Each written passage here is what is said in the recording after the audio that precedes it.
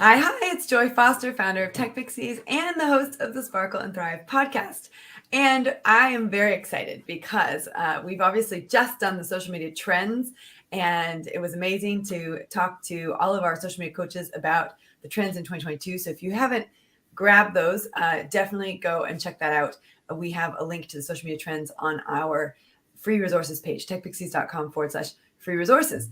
Now I'm leaning into talking to some of our alumni who have gone on to create social media agencies. And we're going to talk about that. I mean, we've also had some amazing interviews as well with alumni who are rocking it on social media.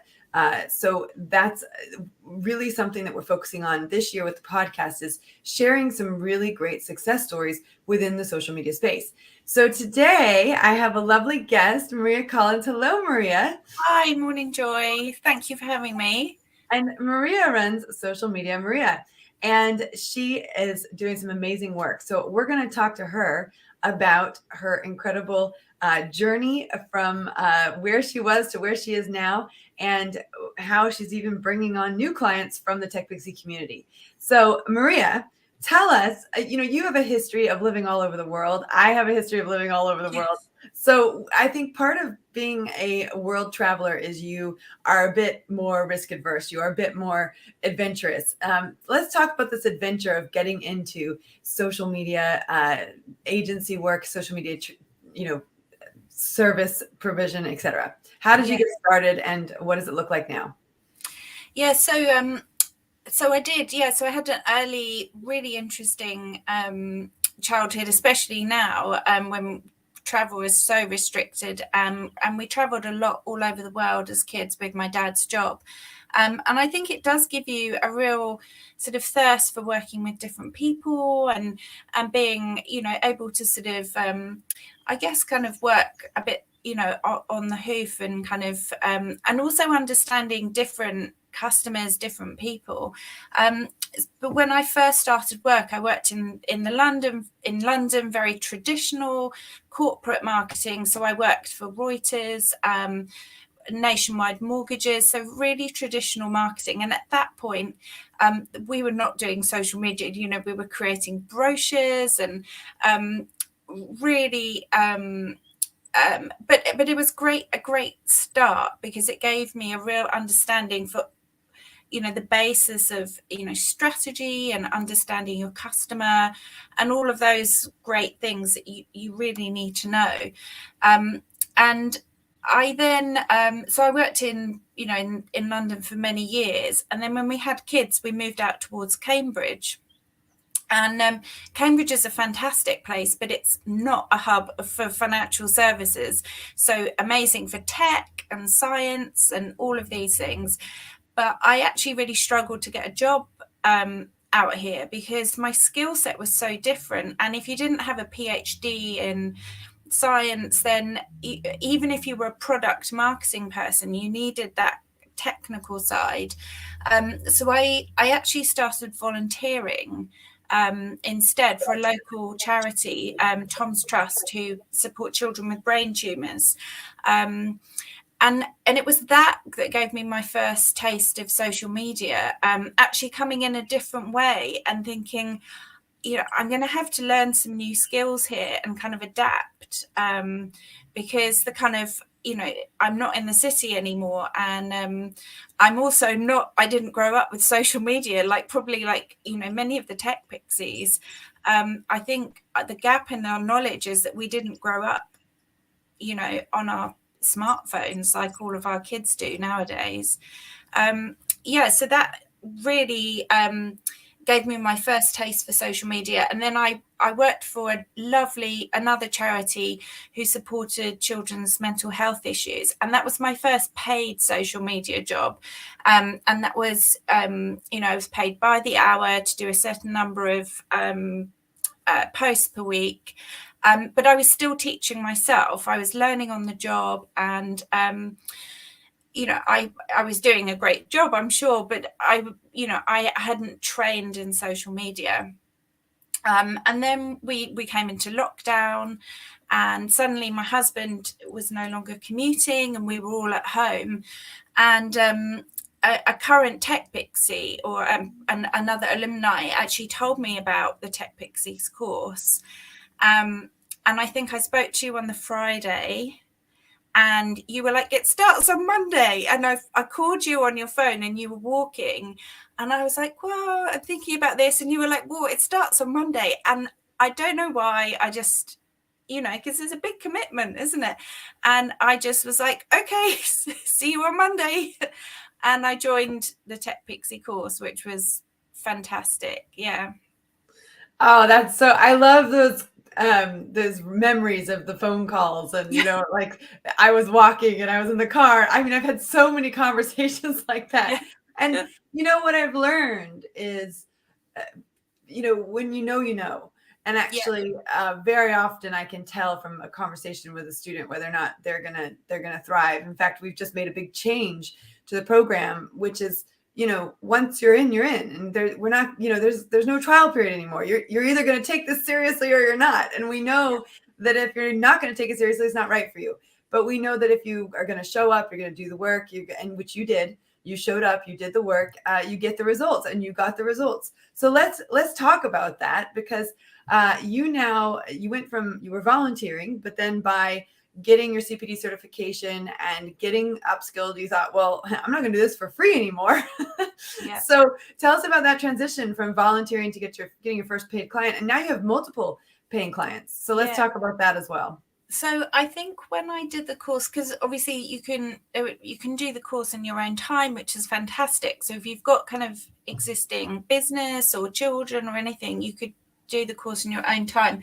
But I really wanted to just do the course in one go and start working. So I think we started in around May, and by the summer I'd finished and done my CPD.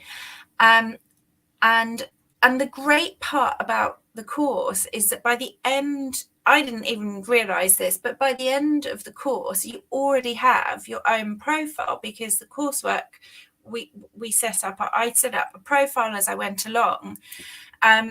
So by the time I'd finished, I was like, oh, I think I have a business here.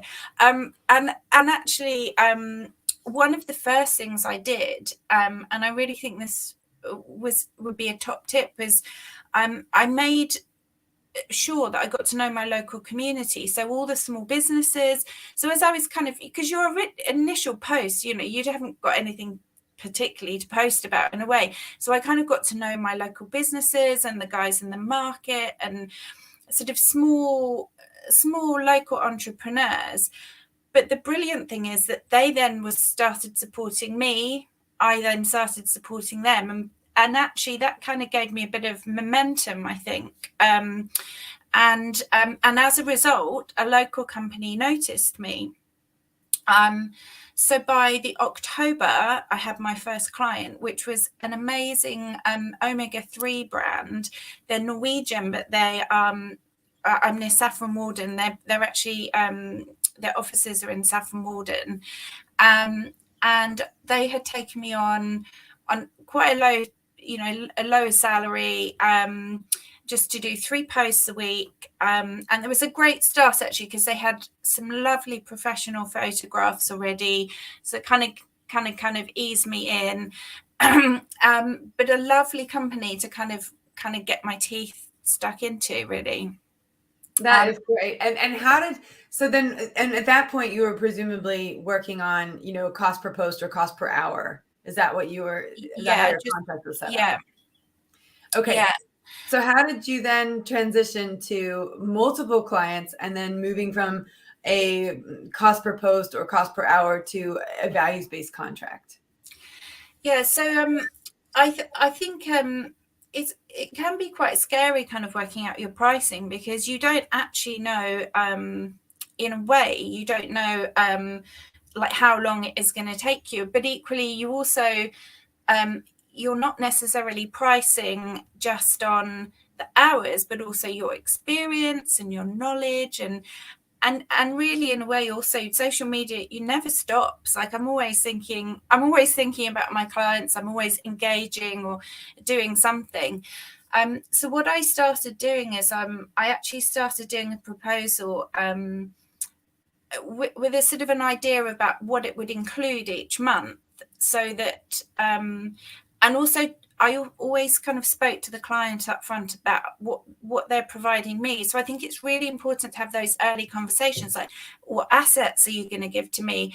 Am I writing the copy? Am I, some clients, for example, will just let you do, off you go, and some you might have a weekly meeting, or so I think it's really good to sort of ask all those questions up front and really get to know what are their expectations, what are they looking to achieve, and kind of work all of that out. Yeah, I want to pause you there, because that is so important, because you just mentioned some really key things. So if you're listening to this podcast and you're looking to get into social media management, or running an agency, etc., these are really important questions to ask.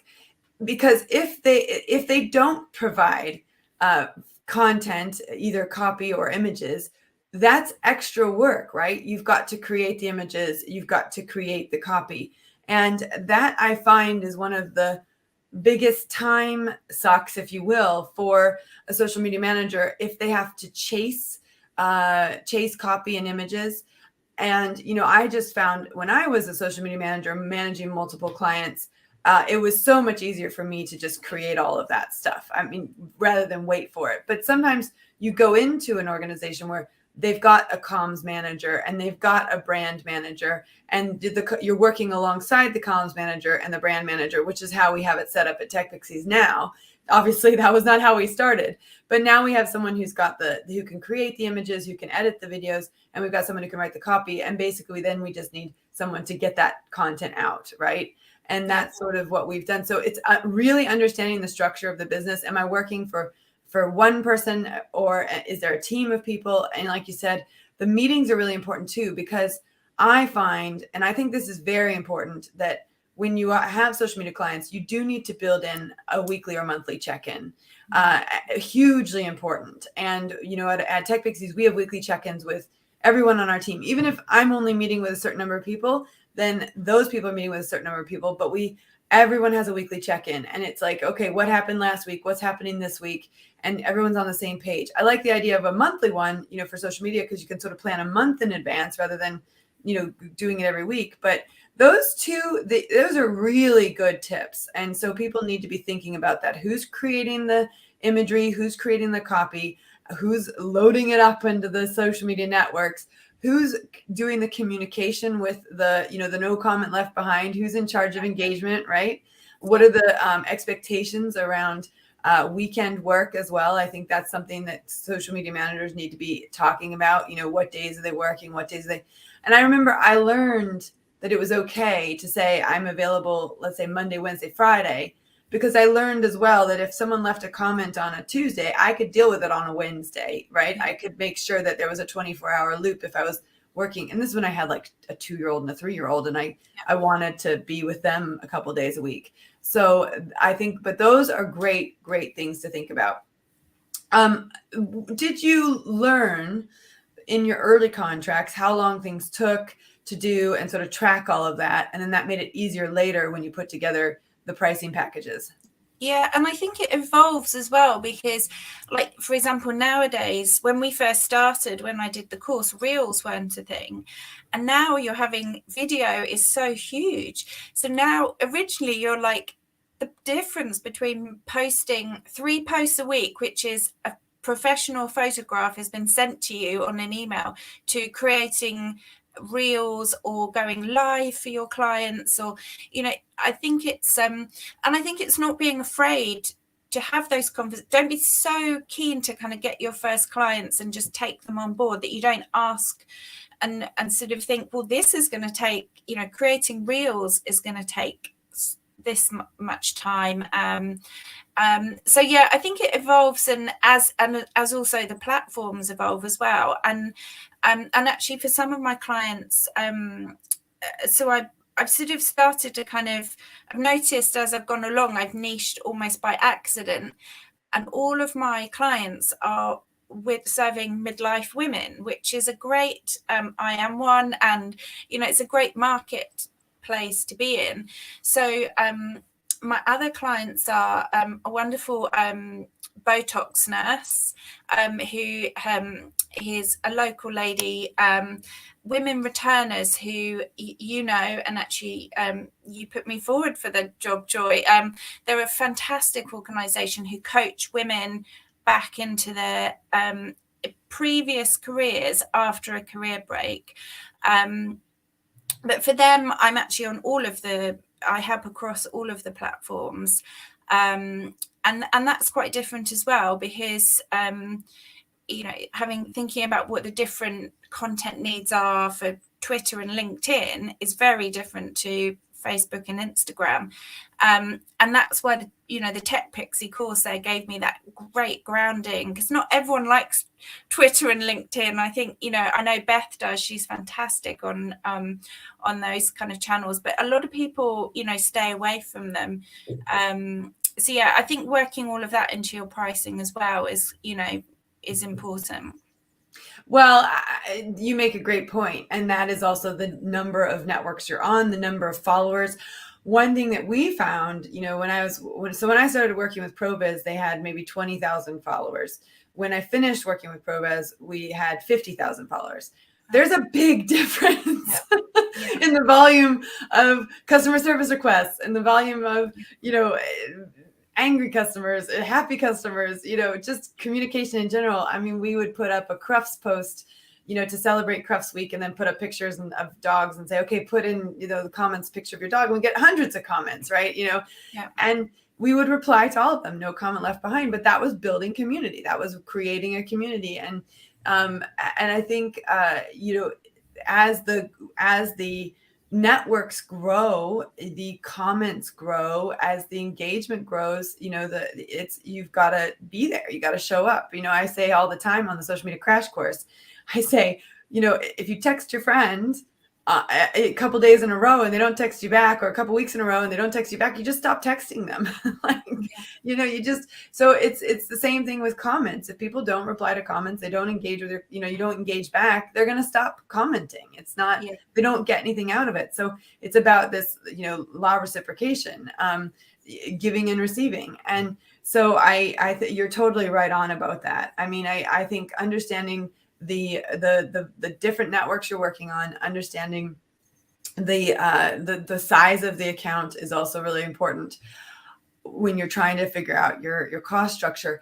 I think the other thing that I would say, and you touched on it, for a long time we've debated, do we break up Tech Pixies and just sell the individual courses for the individual networks, or do we keep them together? And I've resisted it for so long, because I see the value of understanding the whole spectrum, so that when you're speaking to a client or even when you're trying to decide for yourself where I should be, you look at the different networks and you say, okay, which type of customer does this network serve? Is it B2B, B2C? You look at, what's the value here? Is it breaking news? Is it search engine optimization? And you also look at, what do I like to do? Do I like sound? Do I like video? Do I like photos? Do I like blogging? And also, what does my customer like to engage with, right? And I think you're 100% right that, the traditional post with text, with, picture with text is almost gone. It's still there. You can still get away with it, but it's not as powerful as that video connection. So you've made some incredible points there, and making sure that people are upskilling to learn how to use Reels and to learn how to use TikTok, et cetera, because the virality of them is much higher. It goes further. They are starting to influence each other. Like, the Reels are influenced by TikTok. So actually there is even if you're not posting anything on TikTok for your clients, there's a real value in sitting and scrolling on TikTok, because that's actually where a lot of the real trends are originating. I'm doing Kirsty's fantastic a Rebuildogram. I'm doing her Reels workshop at the moment, and it's, you think, there's so much to learn, but also I think very few social media managers would know on day one kind of exactly how they want their business to grow. And if you are going to if you are going to scale your business as well, there's a real value in sort of understanding the high kind of breadth of social media, because you're going to be so, you know, they do influence each other. And I can see a real value, even for myself. I actually think that LinkedIn, for example, is a great platform for social media managers, and I don't think many use it as much as they could. Even I don't, and it's something I've got on my to-do list. Is, you know, so I think each of the understanding the breadth of all of the platforms is really worthwhile. Yeah, I think you're right about the LinkedIn being good for social media managers, because it's a business to business network. Yeah. And social media managers work for businesses, right? So I think your client is a business. So you are totally 100% right there. So let's talk about the community, the network. So you have multiple clients, and one of your future plans is to potentially bring someone on to help you manage these clients, because there is a point. Actually, before we get to working with other tech pixies, let's actually touch on, there's a point when you have multiple clients that you have to get really organized. I remember having 5 or 6 clients and thinking, and for me, unlike you, I was doing different niches, which I also think was, when I talk about, I have a presentation called 10 social media mistakes. And one of the mistakes I made was I was doing social media for everyone. You know, I was doing it for a charity, and I was doing it for, you know, this and that. And so I had for sports gear and charities, and I had a real mix between what I was doing, which meant I had to learn those industries. You know, you really have to learn the language of those industries in order to do it well. So I had to get organized, and I also had to separate the days so that I knew what days I was working on stuff. I had to keep client meetings on one day and then actually doing the work on another day. Have you had to get more organized? Have you had to create systems in order to serve multiple clients? And can you tell us a little bit about those? Yeah. So it can become overwhelming. I think that's, you know, you do need to find ways to sort of manage the overwhelm. And I use Trello for sort of planning, and I do like to have posts. So I like to have like a sort of 3-month plan, if possible, and then kind of, I might only be creating content 1 or 2 weeks in advance if I'm on track. But I do like to have, I think it's better to have a longer term plan, with, even if just sort of headline what you're going to have in there. So you're not just creating posts like the night before. That's, you never want to get to that point. The value in having a niche is actually, your products can, or your clients can almost complement each other. So for example, I have a few clients who I talk about the menopause, and actually I now know a lot about the menopause, and I'm not writing the same copy for them. But for example, in October, it's Menopause Awareness Month, and I can kind of, so there is a real benefit to kind of having a niche. But I think either way, you need to be planning. And also sometimes I do like to batch create if I can.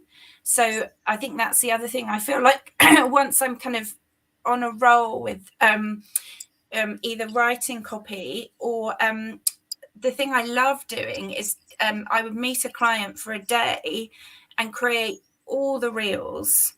So they change their top. We kind of pretend that it's not all created on one day, but actually there's a lot of time efficiency in just meeting up once, setting up your tripod, getting the ring light, having a sunny day, and just kind of blitzing through it. And then you've got a bank of content. There's no, it's so much more efficient. So I think sort of working out those efficiencies and the ways that you work. And the other thing is I bought a Peloton bike. So my exercise, so if I'm waiting for a client to reply, or I don't have time to go to the gym, but I love exercising. So if I'm waiting for someone to reply or whatever, I can jump on my Peloton bike. I love it. that has changed my and it's great because I often then get some more ideas. Oh, I have to tell you, I have my best ideas when I go for runs, when I get on the, erg, when I, and actually it was really interesting. I was reflecting the other day on my knee went out in October of 2021 when I was training for the London Marathon. I couldn't run it. And for 5 months, I wasn't able to do, even walking was challenging. Like my knee hurt walking. So it was a level of change in my life I hadn't experienced in decades, because I'm always an active person. And in fact, I was just on this Athlete Alliance. We created this Athlete Alliance mastermind with a bunch of people who are trained with life mastery consulting, et cetera. And we had to put together all the sports that we did. And I was like, I started with basketball, and then I did swimming, and then I was a rower, and then I did archery, and then I did triathlon and Ironman and marathon. And I was like, and I like skiing, and now I'm a football coach. And I was like, oh my gosh, sport is so much part of me, and I hadn't really realized it. Yeah. So to lose that for 5 months was massive. And actually it corresponded with probably the 5 trickiest months of the business as well, because I didn't have the thinking space that I normally had. I mean, I had 4 to 7 hours of thinking space with the running and listening to ideas and podcasts and everything, and listening to audiobooks. And for those 5 months, it sort of dried up. And I realized on reflection how critical that was. So you are 100% right. Exercise stimulates ideas. You'll come back from a run, or you'll get off the Peloton, and you'll be like, oh, that idea and that idea. And it kicks things off. I love that. That's such a great point. So I think it's that combination of planning and then giving yourself, I think we were going to touch on, I've just started working for a tech pixie, Louise Demetrio, and she has done her neurocoach training. And actually I love a lot of what she, already working with her, she's teaching me about mindset, and just before this she messaged me to say good luck, and I was like, oh, thank you. I said, oh, I'm a bit nervous, and she said, just remember that being nervous and being excited are the same feeling. So you're excited. And I was like, oh, but that mindset piece, which is something we did with Tech Pixies, I think that is important, because it can be an overwhelm working in social media. There's a lot of information, a lot of competition, and actually learning what tools work for you. It might not be Peloton, it might be going for a walk or a cup of tea, but I think actually that's just as important as all of those other things. Actually getting your rituals or whatever it works for you in place. I love hearing that stuff from Louise, because it's just so positive, and that kind of that's is a great way to start. Well, that's a great point to land on, because we're seeing this happen a lot. So we have a lot of tech pixies who understand the value of social media, but they've launched a business in something totally different, like Louise. So she's master neuro coach, just like I am. She trained with Dr. Shannon, and now she wants to use those tools, but she wants to focus on that, and she wants to bring someone in who loves social media. She understands the value of it, but she wants to bring someone in who can help her do that. Kirsty Raper, she put into the Facebook group, a year ago, I'm looking for someone to do an internship for me. She ended up hiring that person. That person is doing a brilliant job. Yep. We have a lot of tech pixies who will hire tech pixies, or who will work with tech pixies, because number one, the mindset shift has already happened. You don't have to, so many times the hardest part of working with clients is that they haven't made the mindset shift you have made. And so, you get onto calls with them and everything's impossible and everything's hard. And, and we've all made this shift that, well, what if it was easy? What if it was possible? What would that be like? What would we do? And we all think from a different place, and we're getting ourselves to that different place. And I do think that there is super value in, number one, what you're getting if you hire a tech pixie. I mean, I had yesterday at my house, this being filmed on the 23rd of March, so you might be listening to this on another date, but I had yesterday at my house 2 tech pixies who popped by with flowers to tell me about their new jobs. And they're alumni as well. But the thing that I love about it is that they were so excited about their jobs. They were so excited about what they were doing. One of them applied for a job that she went for, that another tech pixie went for. A tech pixie got it, so she didn't get it. That tech pixie then sent her all these ideas for other jobs, and the job she happened to send her was the one she ended up getting. Right. And so that was that situation. And then the other one, similar to you, I got an email that said, we want to hire a tech pixie. Like, very specifically, we're looking for a tech pixie, because they had the experience with tech pixies, right? And they understood that we have not just the skills, but the mindset shift. And so I did the same thing. I connected them, and, you know, she went for it, and she was telling me the story yesterday. And I said, we've got to get you on the podcast to talk about how you negotiated this job, how you got this job, because it's so important for people to really understand their value. Because there was a point in the conversation that this one tech pixie had with the potential employer, which was where the employer said, I have to say, you're more expensive than the other person, right? And she knew in the back of her mind, I've got other skills. I've got PR skills. I've got da da da. And so she said, well, I could throw some PR in for you, right? And was able to negotiate the right kind of contract for her that she valued and that they valued, and was able to, you know, she didn't miss out because she had the more expensive contract, right? Yeah.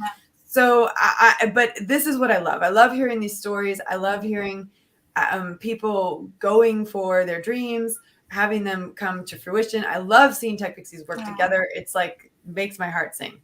But Maria, I am so proud of you. You know, if you think back to that phone call on the Friday. I didn't even think I was going to become, I didn't even know what I was going to do. I didn't know what I was going to do. Actually, if that is the shift, because I didn't think I'm going to do this course and become a social media manager. I'm going to launch a business. I truly, you know, I'd had some years out.